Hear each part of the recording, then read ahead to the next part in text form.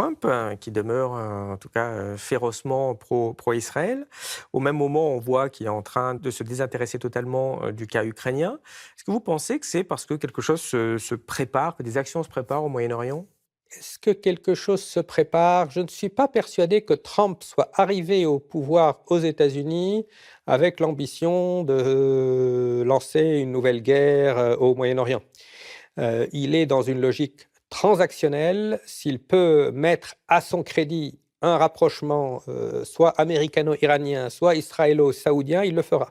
On est dans une logique purement transactionnelle, dans une logique de rapport de force. C'est un retour de la politique de puissance, de cette tradition jacksonienne en politique étrangère, qui est détestable, mais qui est peut-être moins hypocrite que la tradition wilsonienne, parce qu'à l'époque du Freedom Agenda de George Bush, c'était quand même assez cocasse. D'un côté, on soutenait des régimes autoritaires qui emprisonnaient, qui embastillaient leurs opposants, et de l'autre côté, on voulait faire la guerre en pensant qu'en faisant tomber Saddam, on allait déclencher un effet domino et que la démocratie allait régner dans toute cette partie du monde. Nous étions véritablement face à une dissonance cognitive ou face à une imposture intellectuelle.